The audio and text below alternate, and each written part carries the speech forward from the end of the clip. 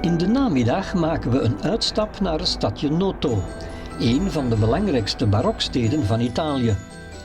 Oorspronkelijk lag de stad enkele kilometer noordwestelijker, maar na een verwoestende aardbeving in de 17e eeuw is ze op de huidige plaats herbouwd.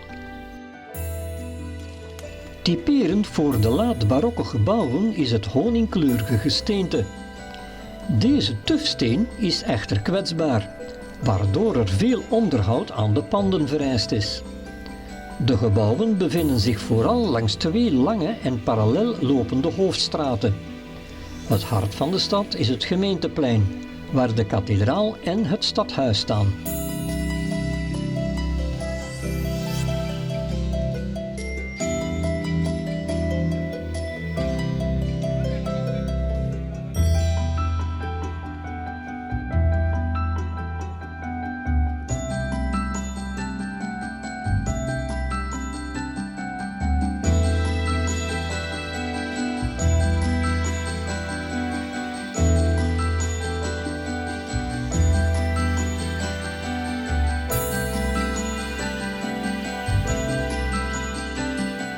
Typisch voor Noto zijn de prachtige versierde balkons.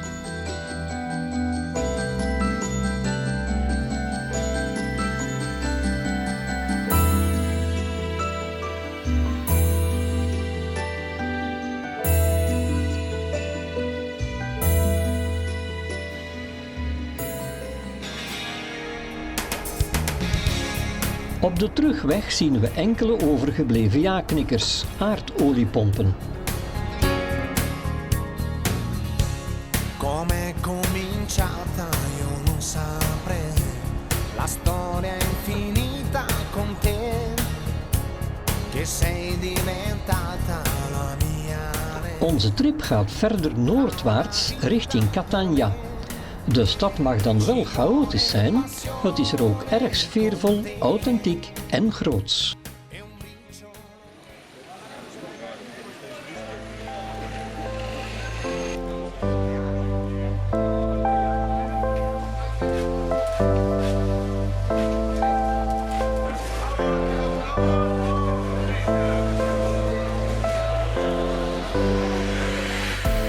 Nergens kan je beter de authentieke sfeer opsnuiven dan op de vismarkt.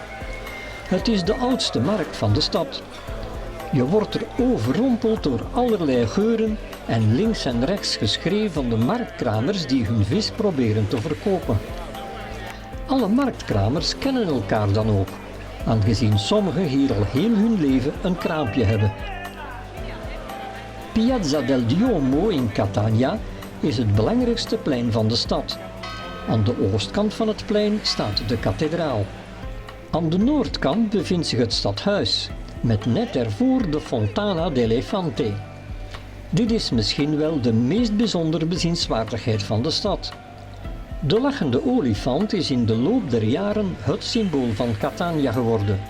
De Egyptische obelisk bovenop het monument heeft volgens de legende magische krachten.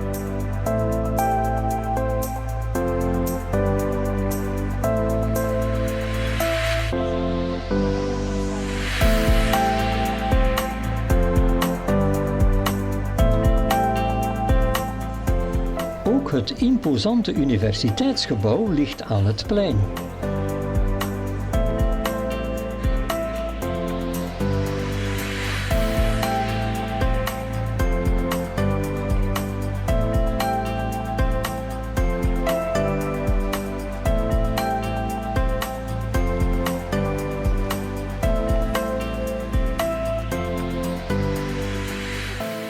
Het operagebouw ziet er wel wat sjofel uit en staat net buiten het barokke centrum.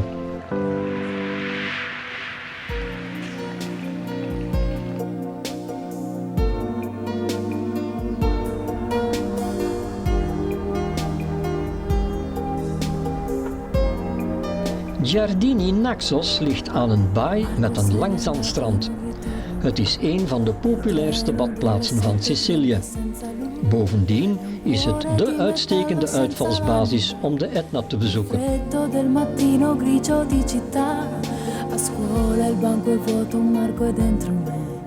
È dolce il suo respiro fra i pensieri miei. Distanze enormi sembrano dividerci. De Etna is op de één na actiefste vulkaan van Europa. De laatste uitbarsting was op 10 februari 2022. De vulkaan spuwde de lava meer dan 8 kilometer hoog de lucht in. De Etna ligt aan de oostzijde van het eiland en is maar liefst 3330 meter hoog. Met de bus rijden we door de oude lavavelden, waar we de kabelbaan nemen naar de subtop. Vanaf hier stappen we over in speciale offroadbussen, die je naar 3000 meter hoogte brengen. Van hieruit heb je een prachtig uitzicht op de top. Onder begeleiding van ervaren gidsen bezoeken we verschillende oude kraters. Het is een desolaat landschap, waarbij de mistslierten het effect nog versterken. Het is een flinke klim naar de krater van 2001. De gestolde lava voelt nog steeds warm aan en uit spleten komt gewone waterdamp. Volstrekt ongevaarlijk om er doorheen te wandelen.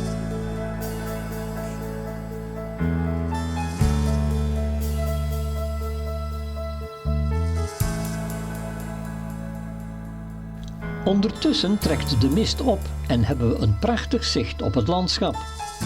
Het is een fascinerende plek, die een grote indruk op ieder heeft nagelaten.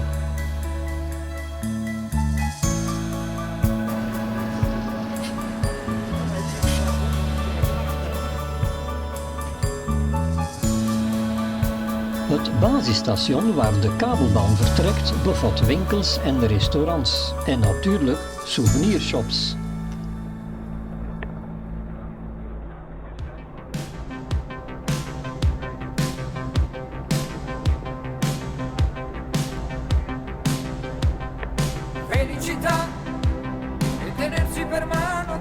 Later op de dag dalen we af naar het jetset-dorpje Taormina. Het centrum is geheel autovrij. Vanaf de parkeerplaats kun je met een pendelbus naar de oude stadspoort. In de hoofdstraat vind je de meeste winkeltjes en restaurants. Ook bevinden de belangrijkste gebouwen van de stad zich aan deze hoofdstraat.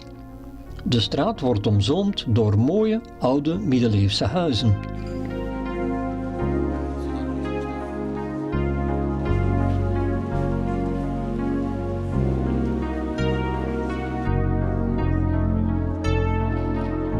Vanop het pleintje heb je een prachtig zicht op de zee.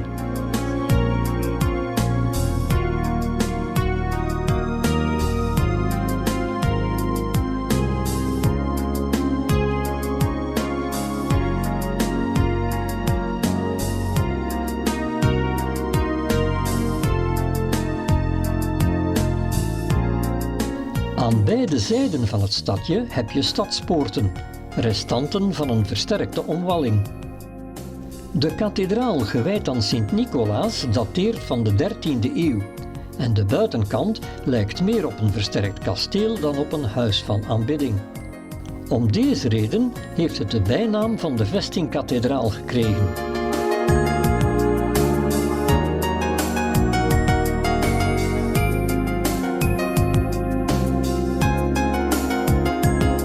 De jetset verblijft hier graag in luxueuze hotels.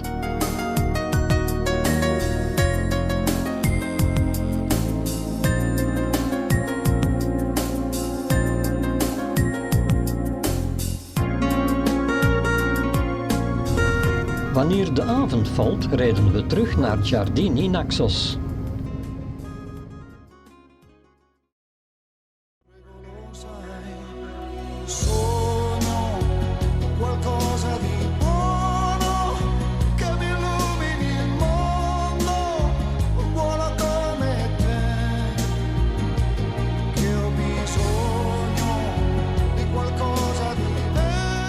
Een bezoekje aan de Aeolische eilanden mag zeker niet ontbreken wanneer je Sicilië bezoekt.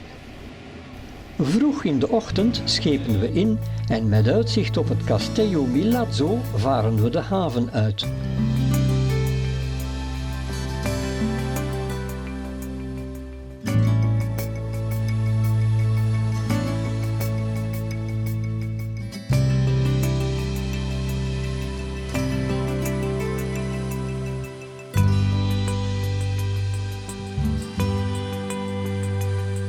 De Etna is alom tegenwoordig. Vanop het water hebben we een onbelemmerd zicht op de rokende reus.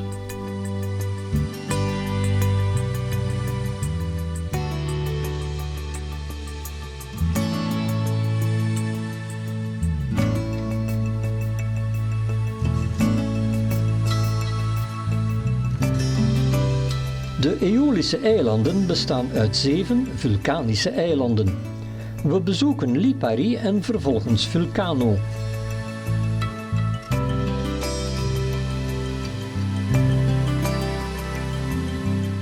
Al snel doemen de eilanden op. We varen langs de woeste kust van Vulcano, een eiland dat zijn naam niet gestolen heeft, en varen langs de paardengrot. De kapitein brengt zijn schip tot op enkele meters van de rotsen.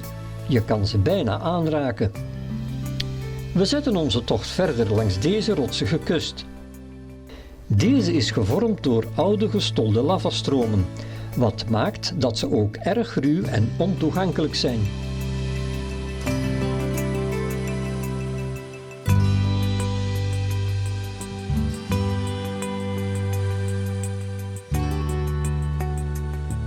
Vanop de boot zien we de vulkanische activiteit op Vulcano.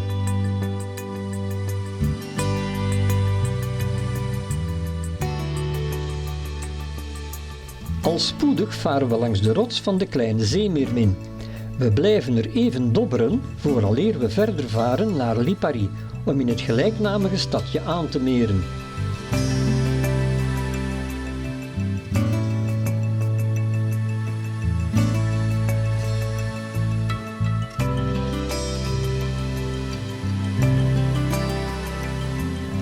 Lipari is de belangrijkste van de Aeolische eilanden en is een toeristische trekpleister.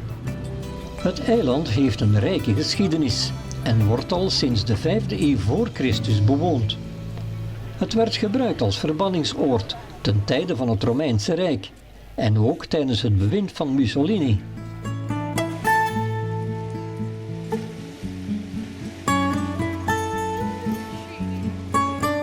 Vervolgens varen we verder naar Vulcano, het meest zuidelijke eiland. Het heet niet voor niets Vulcano. Er liggen namelijk 3 vulkaankraters, waarvan de Gran Crateri met 391 meter de hoogste is. Wanneer we de haven invaren, zien we de gele fosforrotsen en weten dat er een geurtje zal hangen. Je weet wel, rotte eieren.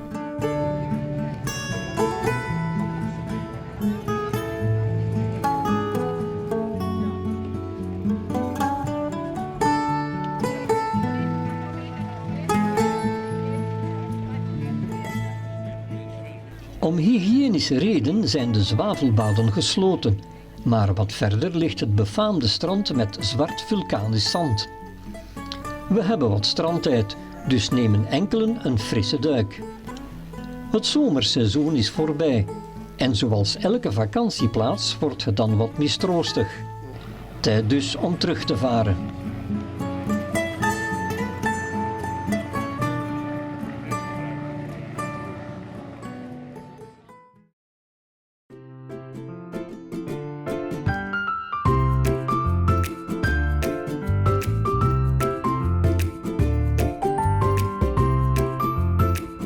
Op zondag nemen we even een rustdag. Welkom na al dat klimmen en varen.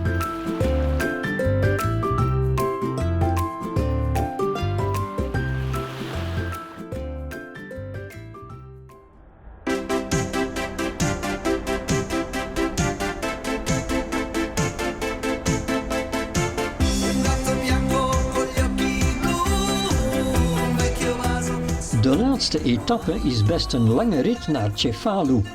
Onderweg houden we halt in Messina. We bewonderen de vrijstaande astronomische klokkentoren, maar met het ruilerige weer kiezen we al snel voor koffie.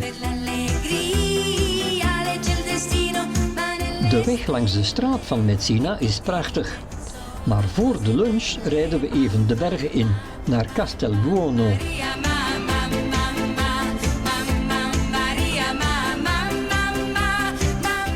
Het imposante middeleeuwse kasteel domineert het dorpje. Het werd gebouwd op een vroegere uitkijktoren.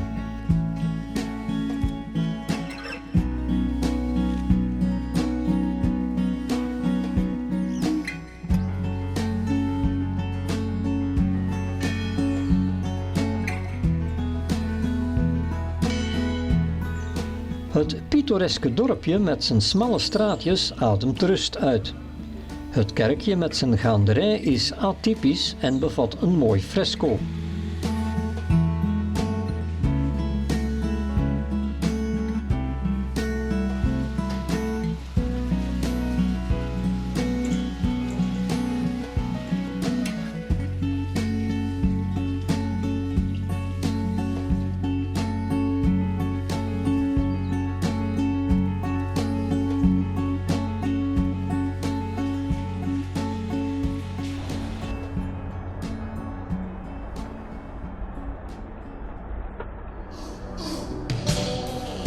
Non è così che passo i giorni, baby. Come stai? De weg naar Cefalu is zonder meer indrukwekkend. Van ver zien we de immense rots waartegen het stadje gebouwd werd.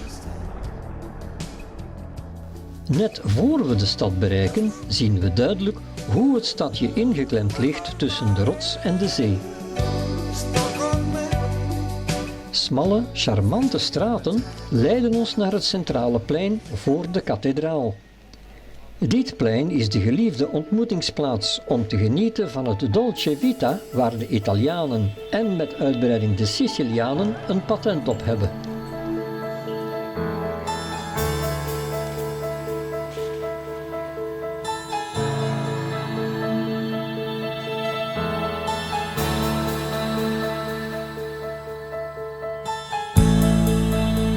Het Lavaccio Medievale is toegankelijk via een brede lavatrap, gebouwd bovenop een rivier, waarvan gezegd wordt dat deze stroomt met de tranen van een nimf, die huilde om een overleden minnaar.